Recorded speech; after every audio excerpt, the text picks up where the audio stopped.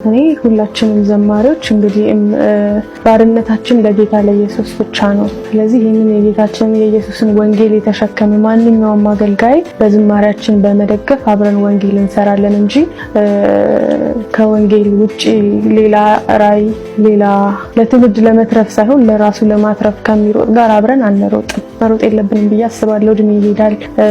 ደግሞ ከልጅነታችን ጀምሮ የምናውቀው ያዳነን ጌታችን ኢየሱስ ይህንን የመሰለ እሱን የማገልገል የወንጌሉን ስራ የመስራት ትልቅ እድል በዜማ ይህንን እድል ሰጥቶን ሰው ስናገለግል እድሜያችን ማለቅ የለበትም። ገንዘብም ይጠፋል፣ ዝናም ያልፋል። መጨረሻ ላይ የምንቀረው ቤታችን እኛ ነን ከጌታ ጋር የምንፋጠጠውና ባካችሁ ወጣቶች እድሜያችሁን አታባክኑ። የሰው ቤት ስታምቁ፣ የሰው ስራ የስጋ ስራ ስታደምቁ እድሜያችሁን አትጨርሱ። ኢየሱስም ደግሞ የሞተው ስለኛ ነው እንጂ ስለ አገልግሎታችን አይደለም። አገልግሎትም ቢሆን በእኛና በጌታ መሃል ጣልቃ መግባት የለበትምና መንፈሳዊ ህይወታችንን ከሚገዘግዝ ጸሎታችንን ከሚቀማ ከየትኛውም ህብረት ከየትኛውም ቤተክርስቲያን የሚል ስም ካለው ከየትኛውም ስብስብ መራቅ አለብን ብዬ አስባለሁ። አሳዛኙ የኢትዮጵያዊቷ ህልፈት በሀገረ አሜሪካ። አስፓልቱ ላይ የወደቀውን የመሳ እቃዋን ተመልከቱት፣ ጫማዋንም እዩት። እነዚህ የአንዲት እናት የአንዲት ሰራተኛ ንብረቶች ሐሙስ ከሌሊቱ 4 ሰዓት ላይ በፊላዴልፊያ ዩኒቨርሲቲ ሲቲ በ33ኛና ማርኬት ስትሪት አስፋልት ላይ ተበታትነው ቀርተዋል። በዙሪያቸው የሚያብረቀርቁት የፖሊስ መኪና መብራቶች የአንዲትን ኢትዮጵያዊት ህይወት በድንገት መቀጠፍ ይመሰክራሉ። የእነዚህ ንብረቶች ባለቤት መዓዛ ብራውን ትባላለች። የ48 ዓመቷ መዓዛ የደቡብ ፊላዴልፊያ ነዋሪ ናት። እንደ ማንኛውም ቀን ከሌሊቱ 4 ሰዓት ከስራ ባልደረቦቿ ጋር በመሆን ወደ ስራ ቦታዋ በእግሯ ትጓዝ ነበር። ከዚያም በአንድ ቅጽበት ሁሉም ነገር ተለወጠ። ፖሊስ እንደገለጸው ከሆነ ብራማ ቀለም ያለው ክራይስለር 300 ሴዳን መኪና የሌሊቱን ጸጥታ ጥሶ ቀይ መብራቱን ችላ ብሎ በፍጥነት እየበረረ መጣ። አብረዋት ይጓዙ የነበሩት ባልደረቦቿን አልፎ መዓዛን ብቻ ነጥሎ ገጫት። አብረዋት የነበሩት ጓደኞቿ በድንጋጤ በቆሙበት ቅጽበት አሽከርካሪው ፍጥነቱን አልቀነሰም፣ ለአፍታም እንኳን አላቆመም። መዓዛን አስፋልቱ ላይ እንደተወ በማርኬት ስትሪት ወደ ምስራቅ አቅጣጫ ከአይን ተሰወረ። የአደጋ ጊዜ ሰራተኞች በፍጥነት ደርሰው ወደ ሆስፒታል ቢያደርሷትም የመዓዛ ብራውን ህይወት ሊተርፍ አልቻለም። ፖሊስ ወዲያውኑ ፍለጋ ጀመረ። ብዙም ሳይቆይ ግጭቱ ከደረሰበት ቦታ ጥቂት ብሎኮች ራቅ ብሎ በ34ኛና ሬስ ስትሪት ያ ክራይስለር መኪና ተጥሎ ተገኘ። የሰሌዳ ቁጥር አልነበረውም። የግራ የፊት መከላከያው የቅጽበቱን ግጭት አሻራ ይዞ ተሰባብሯል። ፖሊስ በመኪናው ምዝገባ አድራሻ ቢሄድ ቤቱ ባዶ ነበር። አሽከርካሪው እስከዚህ ሰዓት ድረስ አልተገኘም። ይህ አሰቃቂ አደጋ የተከሰተው የድሬክሰል ዩኒቨርሲቲ ተማሪዎች በሚርመሰመሱበት ከ30ኛ ስትሪት የባቡር ጣቢያ 2 ብሎኮች ርቀት ላይ ነው። ዩኒቨርሲቲው ለተማሪዎቹ ከአካባቢው እንዲርቁ ማስጠንቀቂያ አውጥቷል። ለሲቢኤስ ኒውስ አስተያየታቸውን የሰጡ ተማሪዎች በአካባቢው ያለው ከፍተኛ ፍጥነት የዕለት ተዕለት ስጋታቸው እንደሆነ ይናገራሉ። ኖ ጆፌ የተባለው የድሬክሰል ተማሪ እዚህ መንገድ ላይ ሲሻገር አሽከርካሪዎች ትኩረት ስለማይሰጡ ከመገጨት ለትንሽ የተረፍኩባቸው ብዙ አጋጣሚዎች አሉ ብሏል። በጣም ያሳዝናል። ለዚች ሴትና ለቤተሰቦቿ ከልብ ያዝኛለሁ። ከተማዋ እነዚህን አደጋዎች ለማስቆም መፍትሄ ልታገኝ ይገባል ስለም ተናግሯል። ለጊዜው ግን መዓዛ ብራውን ወደ ስራዋ አልደረሰችም። ያልተከፈተው ምሳዋና አንደኛዋ ጫማዋ የአንድ አሽከርካሪ የቅጽበት ግዴለሽነት ስለፈጠረው ዘላለማዊ ህመም ምስክር ሆነው አስፓልቱ ላይ ቀርተዋል። እኛም በሚዲያችን ስም ለዚች ግለሰብ ቤተሰብና ወዳጅ ዘመዶቿ መጽናናትን ተመኝተናል። እና ማቴዎስ 24ን እያጠናሁ ነበርና ይሄ ዘመን የመጨረሻ ዘመን ለመሆኑ በተለይ አሁን ያልኳችሁ ይሄ ያለንበት ሴንቸሪ እዛ ላይ በተጻፉ የትንቢት ጌታችን የተናገራቸው ትንቢቶች አሉ አይደለም? ለዘመን ማለቅ ወይም መጨረሻ ምልክቶች ብሏላቸው ደቀ መዛሙርቱ ከጠየቁት ጥያቄ ተነስቶ እና የመጨረሻ ለመሆኑ ይሄኛው ሴንቸሪ የሚገርም ነገር ዘጋ የተጻፉ ትንቢቶች በሙሉ አንድም ሳይቀሩ የተፈጸሙበት ሴንቸሪ ነው ይሄኛው። ከዛ ፊት ከነበሩት 19 ሴንቸሪዎች በላይ ወይም በአጠቃላይ ያልተፈጸሙ ትንቢቶች ሁሉ በዚህ በ100 ዓመት ውስጥ መፈጸማቸውን ያው ብዙ ጥናቶች ይናገራሉ። በጣም ፈጣን ዘመን ውስጥ ነው ያለነው ልላችሁ ነው ባጭሩ። በጣም ፈጣን ነው፣ በጣም ተለዋዋጭ ነው። በየቀኑ አዳዲስ ነገር መስማት በጣም እየተለመደ ያለ ጉዳይ እንደሆነ እናውቃለን። እና የቴክኖሎጂው ጠበብት ወይም አዛዦች ወይም ከጀርባ ያሉ ሰዎች በጣም ያፋጥኑናል፣ በጣም ያስቸኩሉናል። በአንድ በኩል ትንቢት ፈጻሚዎች ናቸው፣ በሌላ በኩል ደግሞ በእኛ ተጠቃሚ ናቸው፣ ሰዎች ተጠቃሚ ናቸው። ስለ ሞባይላችን ባነሳ ምናልባት እናንተን ትዝብት አላቅም የ2 ዓመት ኮንትራት ያስፈርሟቸዋል አይደለም? የሞባይል ካምፓኒዎች ልክ ነው አይደለም? የ2 ዓመት ኮንትራት ያስፈርሟቸዋል። የሚገርማችሁ የሰጧችሁ ፎን ወይም ስልክ እድሜውን 2 ዓመት አድርገው ነው የሚሰሩት እና 2 ዓመት ሊሞላው ኮንትራታችሁ ሊያርቅ ትንሽ ሲቀረው ጀምሮ የተለያየ ፕሮሞሽን ይልኩላቸዋል። ይሄን ያህሉን ቀንሰን ይሄን ያህል በነፃ ምናምን ቢሏችሁም ባይሏችሁም 2 ዓመት አያልፍም ስልካችሁ። የግድ መሄድ አለባችሁ። የግድ በሄዳችሁ ቁጥር ደግሞ ለሚቀጥለው ሌላ 2 ዓመት ምን ታደርጋላችሁ? እድሜ ልካችሁ እስረኛ ምርኮኛ ሆናችሁ እንድትኖሩ እና የሚሰራው ቴክኖሎጂ 2 ዓመት እንዳልፍ። እስቲ የመኪናችሁን ስፔር ፓርቶች ድሮኛ ጣሊያን ጀርመን የሰራው መኪና ከአንዱ መኪና ወጥቶ እዛ እየገባለት ከዛ እዚህ እየገባለት ቼክ ኢንጂን የሚል ላይት የለም፣ ምንም ምልክት አይሰጥም። ትነዱታላችሁ እስኪ በቃው ድረስ ትነዱ የበቃው ቀን የሆነ ቀን መንገድ ላይ ይገተራል። ከዛ በኋላ ነው ማደስ ጋራጅ ምናምን ተዘ የሚላችሁ። አሁን ግን ልክ 3000 ምናምን ማይል አካባቢ ስትሄዱ ምን ይላል ታው እና በየ3000 ወይም በ3 ወር ወይም በሆነ ያህል ጊዜ የግድ ሄዳችሁ እንደ አማኑኤል ቤተክርስቲያን መሳለም አለባችሁ። እነሱ ካልሆነ መኖር እንዳንችል ሆነን አሁን እየተሰራን ነው።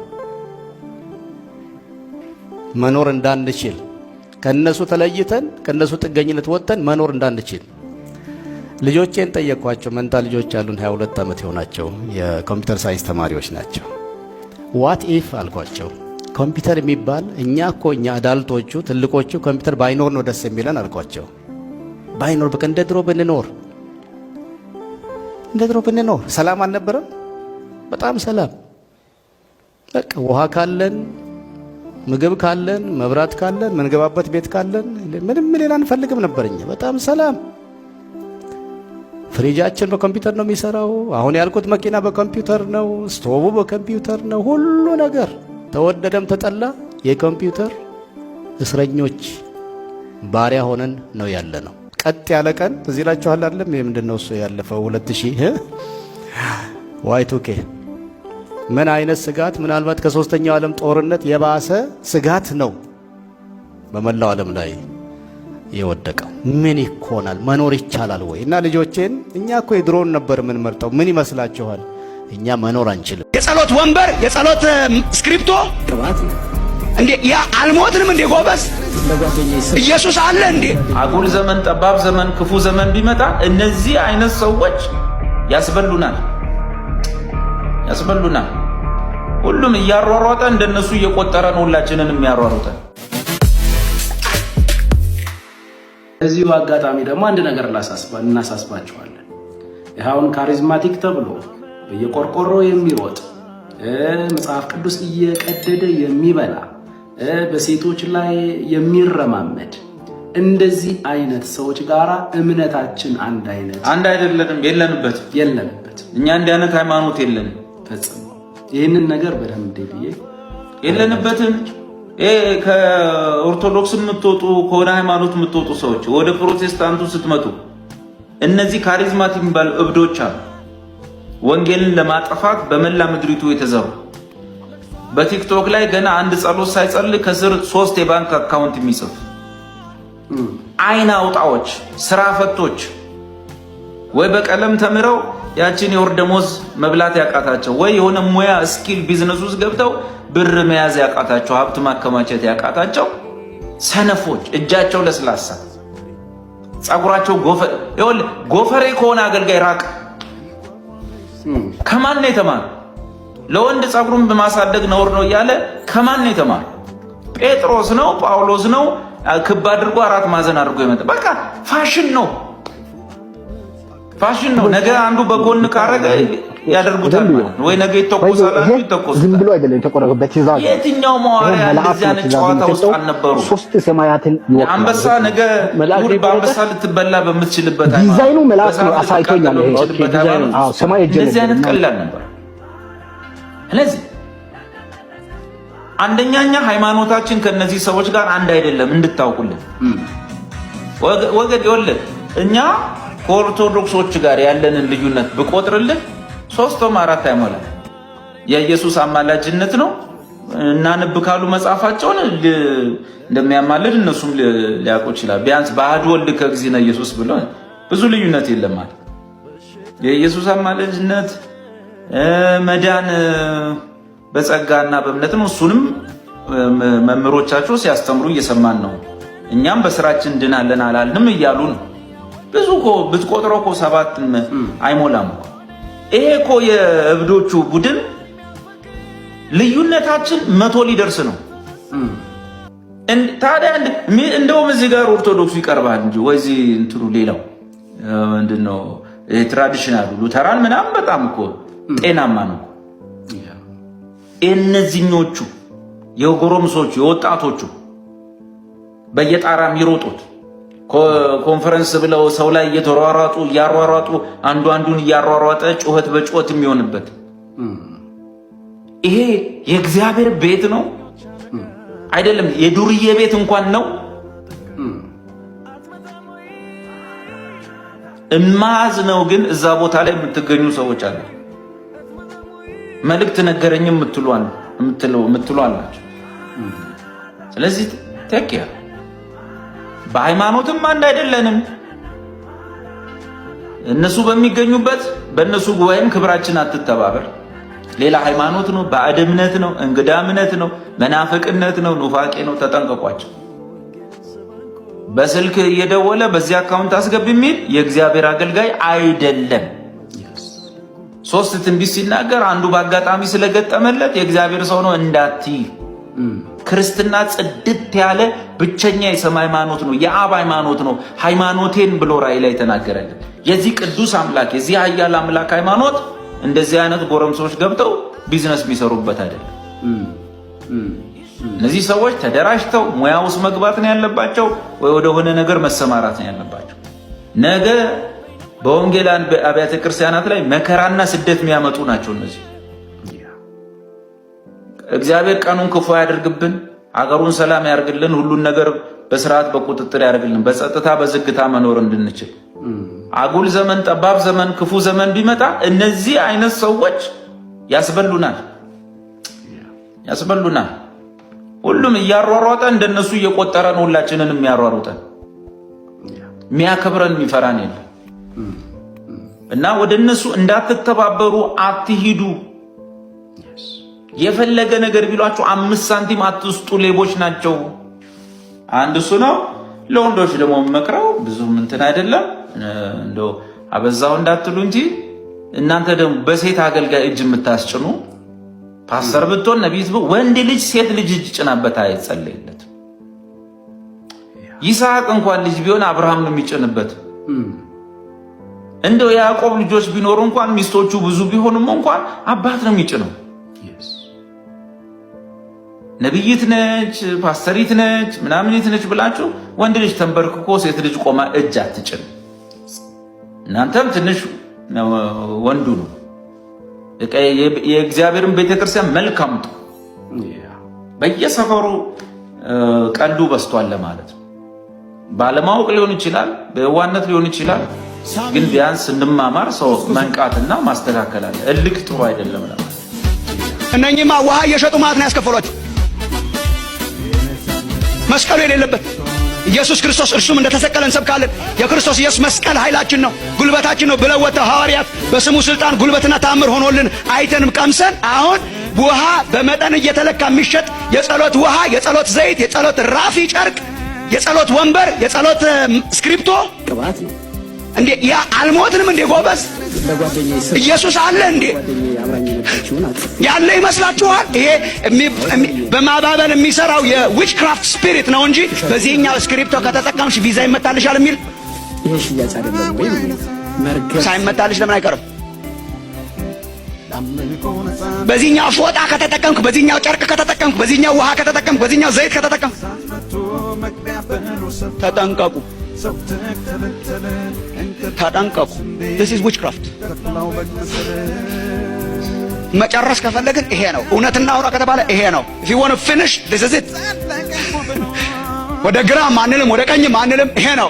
ስለዚህ ሁሉ ነገር መለካት ያለባቸው ወንድሞች ልጨርስ ነው። አንደኛው አካውንት ብቻ 220 ብር አለው። ክርስቶስ እንደተሰቀለ ሆኖ ድሬኬላ ማዛው አለ። የተጠራችሁበት ፕሮግራም ሁሉ አትሂዱ ፕሊዝ። ምን ችግር አለ? አንዳንድ ክርስቲያኖች በጣም ይሞኛሉ። እዚህ እንኳን ያላቸው አይመስለኝም። በአንዲት ፕሮግራም ካልተገኙ የሚያመልጣቸው የሚመስላቸው ሰዎች አሉ። እንዲህ በዘላለም ፕሮግራም ውስጥ ጠርቶኝ በአንዲት ሰከንድ ፕሮግራም ያመልጠኛል ማለት ነው? ካማ አንቺ እኮ የዘላለም ነሽ። ፕሮግራሙ ለዘላለም እየሰራሽ ነው። ለዘላለም እየቀረጸሽ ነው። የዘላለም እቅዱስ ነው ያለው። በዘላለም ሸፑስ ነው ያለው። አሁን የማሙሻ ፕሮግራም ዛሬ ቢያመልጣችሁ አመለጠሽ በቃ የእግዚአብሔር ዓላማ ሲሉ ወይኔ ብላችሁ ታለቅሳላችሁ። ኧረ ስለ እግዚአብሔር አይ አም ኢን ጋድስ ኢተርናል ፕሮግራም ዘላለማዊ የሆነ በዘላለም ቅርጹስ ነው ያዘኝ። ኢትስ ኖት አባውት ፕሮግራም። አሁን ዛሬ ሲንግል የሚካሄደው የባለጠግነት ትርጓሜያችንን መለወጥ አለብን። ባለጠግነት ጨርቅና መኪና አይደለም። ባለጠግነት ጫማና ሹመት አይደለም። ባለጠግነት የህይወት ሳክሰስ አይደለም። ባለጠግነት አይደለም። ይሄ ያላቸው ብዙ ድሆች የሞሉባት ዓለም ናት ይቻላል። እግዚአብሔር ሲያይ የሚያለቅስላቸው ድሆች፣ ወርቅ እየነዱ ግን ድሆች። እዚህ ቤተክርስቲያን ዓለማዊ ስለሆነች እኮ ነው። ዴፊኒሽናችን ሁሉ ዓለማዊ ነው። ባለጠጋ ማን ነው ስትለው መኪናው እንትን የሆነ እግዚአብሔር እያለቀሰለት ይሆናል ድሃ ነው ብሎ። ባለጠግነትና ድህነት በማቴሪያል አይለካም። ይኑራችሁ ግን አይለካም። ሰውን ድሃ የሚያደርገውም ባለጠጋ የሚያደርገውም ሀብትና ንብረት አይደለም። መገፋት አለ ብለ ቦታውን አትልቀቅ። ፈተና አለ ብለ ቦታውን አትልቀቅ። እዛው ሆነ ተፈተን፣ እዛው ሆነ ተሰደብ፣ እዛው ሆነ ሰዎች ይቀጥቅጡ። በድንጋይ የደበደበ ሰው በሚቀጥለው ቀን ቀይ ምንጣፍ ያነጥፍና ና በዚህ ይልሃል በክብር። በህይወቴ እንደንትና ማንም አልጎዳኝም የምትለው ሰው እሱ ራሱ ነው ለእጅ ቀለበት ይዞ የሚመጣው። ለአንገት በጣም የሚያምር ወርቅ ገዝቶ የሚመጣው እሱ ነው። በ5 ሰው ተባረ በ5000 ሰው ትመለሳለህ። ባዶ እጅህን ወጥተህ በብዙ ምርኮ ትመለሳለህ። የአንዳንዶቻችሁ ጉዳይ እንደ ዮሴፍ ጉዳይ ይሆናል። የአንዳንዶቻችሁ ጉዳይ እንደ አብርሃም ጉዳይ ይሆናል። የአንዳንዶቻችሁ ጉዳይ እንደ ዳዊት ጉዳይ ይሆናል። ሃይማኖት ከሚያስከትላቸው አሳዛኝ ነገሮች መካከል አማኙን ወደ ባርነት ሲመራው እንደ መንፈሳዊ ብስለት ተደርጎ መታየቱ ነው። ካመነ ሰው ይልቅ የማይቅም ሰው መንፈሳዊ መስሎ መታየቱ ነው። ጉዳዩ መንፈሳዊነት ከመቃምና ካለ መቃም ጋር የተገናኘ ጉዳይ እንዳልሆነ እንዲገባችሁ ይገባል። ልጅ አባት ሲኖረው ባሪያ ግን ጌታ ነው ያለው። ልጅ የሚታዘዘው ከፍቅር የተነሳ ሲሆን ባሪያ ግን ከፍርሃት የተነሳ ነው የሚታዘዘው። አሁን አንተ የምትታዘዘው፣ አሁን አንተ የማትቀመው፣ የማታጨሰው፣ የማትጠጣው፣ አንተ እንደፈለክ የማትሆነው ከፍርሃት የተነሳ ሳይሆን ከፍቅር የተነሳ ነው። ለዚህ ነው ክርስትና ኑሮ የፍቅር ምላሽ ነው የሚባለው።